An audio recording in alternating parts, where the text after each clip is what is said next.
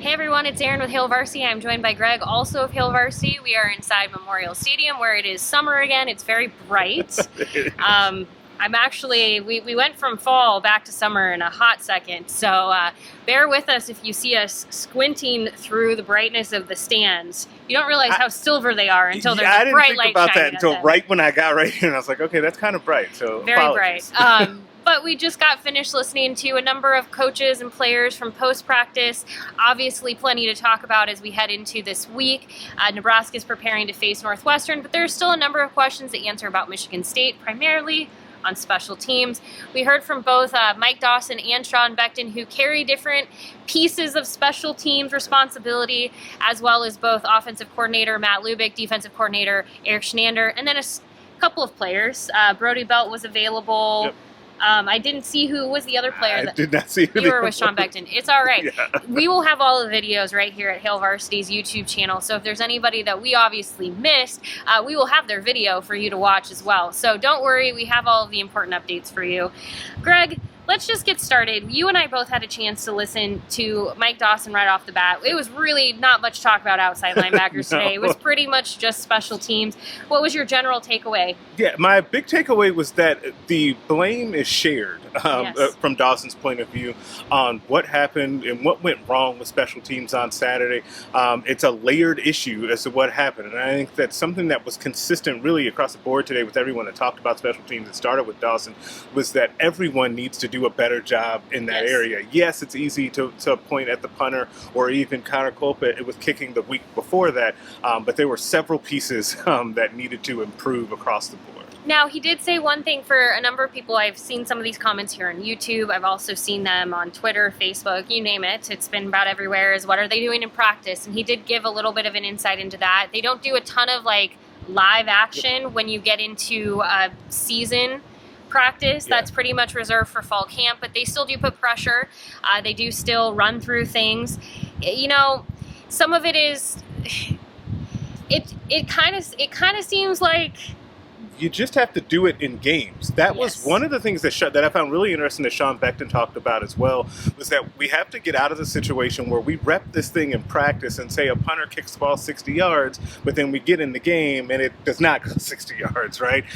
Those sorts of things. He said it's because the question was about whether or not these things that we see on Saturdays in the game are those things happening in practice. And I actually think both Beckton and Dawson were asked about that, and both of them said no. It's been different in practice. So that part of it is confusing to the coaching staff as well. And they all say the same thing: fall back on your training, fall back on your training. Brody Belt said that, fall back on your training. And so I know that's a frustration point, especially for fans, is trying to understand what exactly is, what's kind of amiss when you talk about falling back on your training and then when you get into the game scenario. But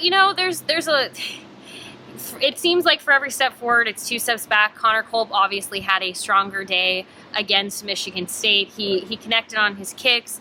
But then you had the two punters who did not have their better days.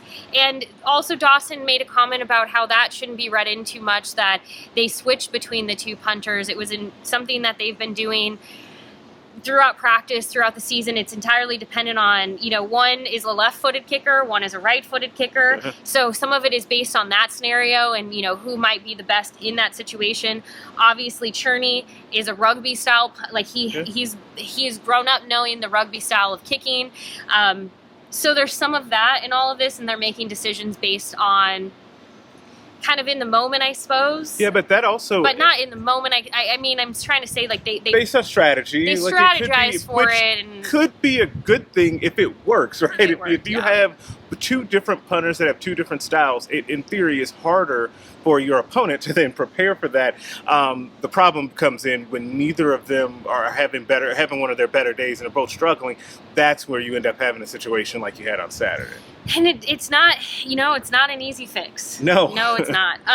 One quick note for some of you who want to just know about injury updates. One thing we did hear from Scott Frost on Monday is that Oliver Martin is close, Xavier Betts is close. He wouldn't offer much more beyond that. It kind of doesn't sound... he's not yet. You will notice a shift in how he says things when they're close. It kind of doesn't sound super promising.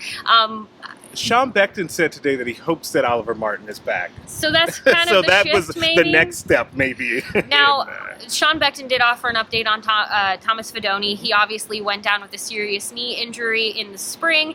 We knew the timetable at that point was about mid-season, would be earliest available, would be mid-season 2021. Sounds like that's still on track. He could be available for up to 4 games this season.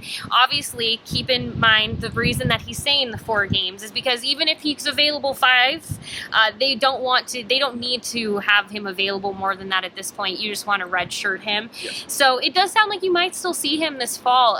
Probably not for a couple more weeks. But he's hey, itching to that's get an out update. there. He did That's also. an It was a update. really fun moment though too, where Beckton paused and said, "But if you guys got to know Thomas during the recruiting process, I did. That he's itching to get back out there. He's looking for ways to help, which is very true." I think that's kind of been the name of the game for a lot of these players is they want to get on the field. Hopefully you see a lot of, I saw a couple of former Huskers tweeting about how all of the defenders should be in the special teams room on Monday, signing up to be a part of that. So we'll see. It does sound like there will be shakeups across the board. That was one thing that Scott Frost mentioned on Monday is that you will definitely see a shakeup on the offensive line. It just felt inevitable after the Michigan State game. Nebraska's offensive line is ranking last in most categories, last or close to last in most categories currently, not just in the Big Ten, but nationally. So they really, really need to see something different. Sounds like there will be a shakeup. That could be potentially anywhere on this team. There could be some shakeups. Now it's a different way of thinking. You think of someone like John Cook. He wanted to have his rotation in place because he didn't want to have that competition necessarily going throughout the season. Now that's not the same here, but they're obviously basing it on performance. And Mike Dawson said that does present its challenges, of course, but like they all know that they are competing every single day. So they went into the season understanding that.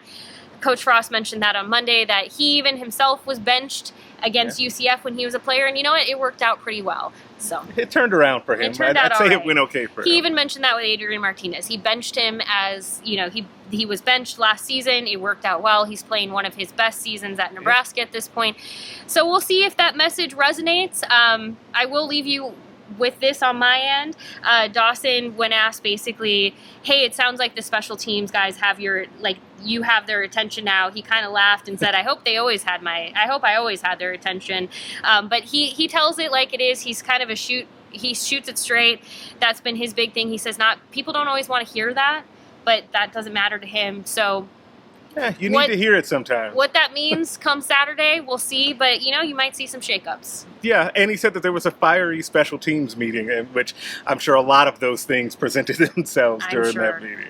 Well, there will be plenty more to come here on this YouTube channel, so go ahead and subscribe. We'll have all of the players who are available, all of the coaches, as well as, we do these type of videos and more, so go ahead and subscribe, but also head to hailvarsity.com. We'll have practice reports, follow-up stories from practice, and plenty more as we go through the week and get ready for Northwestern to come to Memorial Stadium under the lights. Greg, any final words? It's game week. It's every week at this point. All right, we appreciate you watching. Again, subscribe, join us at Hail Varsity, bookmark. We'll talk to you later. Thank you.